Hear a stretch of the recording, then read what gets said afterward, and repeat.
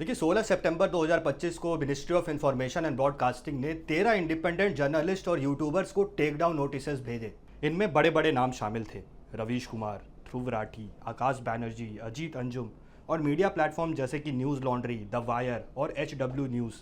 Interesting बात तो यह है कि ये सब उस डेफेमेशन केस के पार्ट भी नहीं थे, फिर भी उनको कंटेंट रिमूव करने के लिए बोला गया।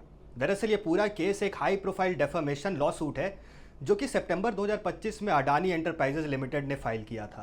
पहले तो ये केस कुछ जर्नलिस्ट और एक्टिविस्ट जैसे कि जर्नलिस्ट प्रांजॉय गुहा ठाकुरता, रवि नायर, आबिर दास गुप्ता, अयस्कांत दास, आयुष जोशी इनके खिलाफ था। लेकिन धीरे धीरे ये यूट्यूबर्स और डिजिटल क्रिएटर्स तक पहुंच गया है।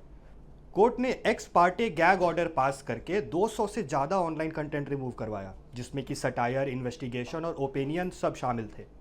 अब एक्स पार्टे गैग ऑर्डर एक ऐसा कोर्ट ऑर्डर होता है जिसमें कि जज सिर्फ एक साइड की ही बात सुनकर तुरंत फैसला दे देते हैं, बिना दूसरी पार्टी को सुने हुए।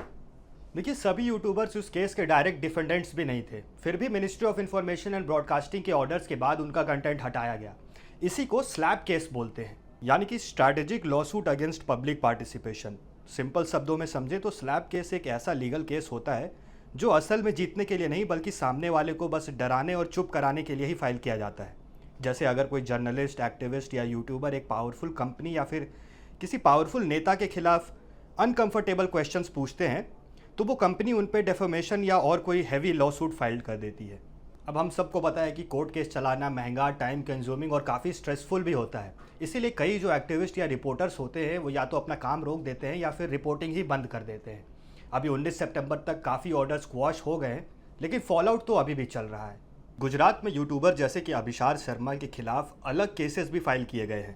अडानी ग्रुप का कहना है कि अभिशार शर्मा ने 18 अगस्त को एक वीडियो अपलोड किया जिसमें उन्होंने एलिगेशन लगाया था कि आसाम में हज़ारों बीघा ज़मीन अडानी को दी गई है और कंपनी को पॉलिटिकल फेवर्स मिल रहे हैं। अब अडानी ग्रुप ने तो उनके एलिगेशंस को मिसलीडिंग और बेसलेस बोल के उन पर डेफेमेशन का केस फाइल कर दिया है, जो कि गुजरात के गांधीनगर में चल रहा है।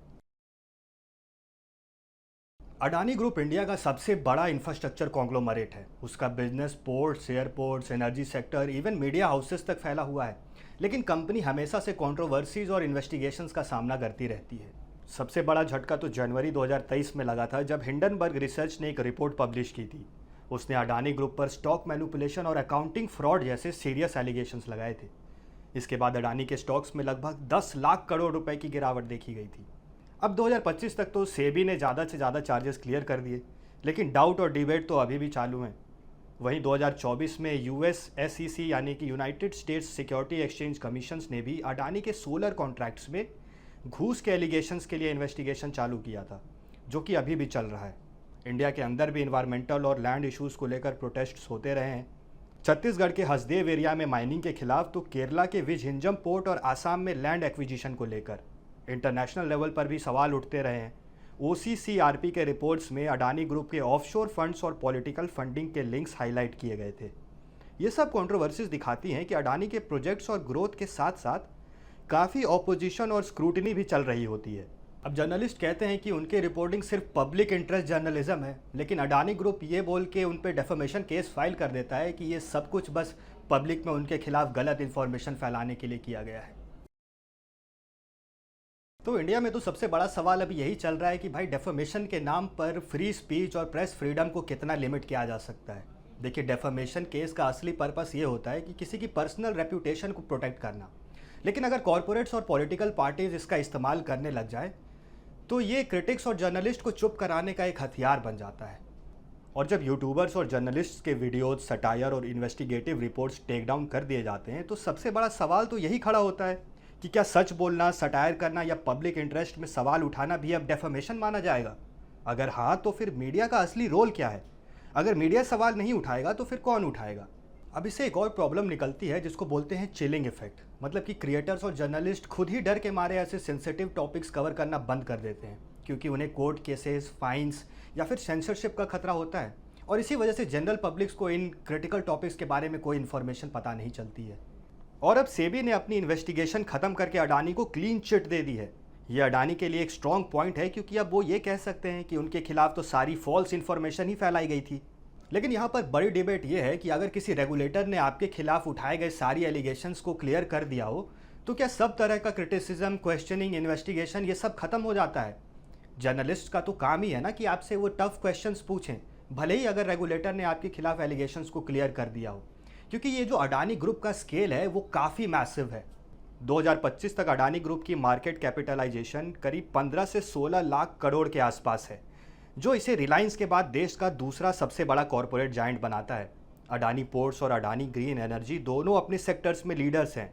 अडानी पोर्ट्स इंडिया के 30% से ज़्यादा कार्गो ट्रैफिक को हैंडल करता है, जबकि अडानी एयरपोर्ट्स अभी 8 मेजर एयरपोर्ट्स ऑपरेट कर रहे हैं, जो कि देश के टोटल एयर ट्रैफिक का लगभग 25% कवर करते हैं।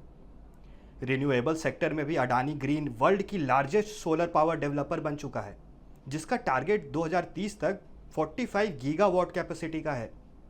फाइनेंशियली भी अडानी ग्रुप के प्रोजेक्ट्स में ह्यूज इन्वेस्टमेंट्स देखे गए हैं। सिर्फ पावर और रिन्यूएबल में ही ग्रुप का टारगेट है कि अगले कुछ सालों तक $100 बिलियन तक इन्वेस्टमेंट किया जाए। और सीमेंट सेक्टर में भी अडानी के पास अंबुजा और एसीसी जैसे ब्रांड्स हैं, जिनकी कंबाइंड कैपेसिटी ही करीब 140 मिलियन टन पर एनम है, जो कि इंडिया में सेकेंड लार्जेस्ट है। लेकिन इसी स्केल की वजह से उन पर स्क्रूटनी भी उतनी ही बड़ी होती है, क्योंकि जब इतना बड़ा कॉन्ग्लोमरेट मीडिया क्रिटिसिज्म और सटायर को दबाने के लिए डेफेमेशन केसेस का यूज़ करने लग जाए तो सवाल तो उठेंगे ही ना। और यहीं से अडानी वर्सेस यूट्यूबर्स केस इतना बड़ा बन गया है, क्योंकि ये सिर्फ एक कंपनी का इशू नहीं है, बल्कि ये फ्री स्पीच और कॉरपोरेट पावर के बीच की लड़ाई है। अब इस पूरे केस का इम्पैक्ट सारे कंटेंट क्रिएटर्स, जर्नलिस्ट और इंडिपेंडेंट मीडिया हाउसेस पर पड़ता है। अगर एक कॉरपोरेट जायंट कोर्ट ऑर्डर्स और गवर्नमेंट टेकडाउन्स के जरिए सटायर, इन्वेस्टिगेशन और उनके खिलाफ हो रहे क्रिटिसिज्म को हटा सकता है, तो फिर इंडिपेंडेंट जर्नलिस्ट के फ्रीडम तो वहीं खतरे में आ जाती है। अब ये एक पूरा का पूरा पावर का इम्बैलेंस दिखाता है कि एक तरफ करोड़ों की लीगल मशीनरी है और दूसरी तरफ इंडिविजुअल जर्नलिस्ट या फिर क्रिएटर हैं। मतलब आगे चल के तो कॉरपोरेट या फिर कोई पॉलिटिकल पार्टी भी इस मॉडल का इस्तेमाल करके जो भी क्रिटिकल रिपोर्टिंग उनके खिलाफ हो रही है उसको लीगली चुप करवा सकते हैं। लॉन्ग टर्म में इसका इफेक्ट ये होगा कि मीडिया खुद ही सेल्फ सेंसर करने लग जाएगी, जो कि डेमोक्रेसी के लिए बहुत ही खतरनाक होगा। तो आखिर में सवाल तो यही उठता है कि क्या ये पूरा केस किसी कंपनी के रेपुटेशन को बचाने के लिए था या फिर डिसेंट को कंट्रोल करने के लिए किया गया था? और आप क्या सोचते हो कि ऐसे कोर्ट केसेस सच्चाई को प्रोटेक्ट करते हैं या फिर फ्री स्पीच को बिल्कुल ही ख़त्म कर देते हैं? अपने व्यूज़ हमें कमेंट सेक्शंस में ज़रूर बताना। हम जल्दी मिलेंगे एक और वीडियो के साथ। तब तक के लिए कीप लर्निंग।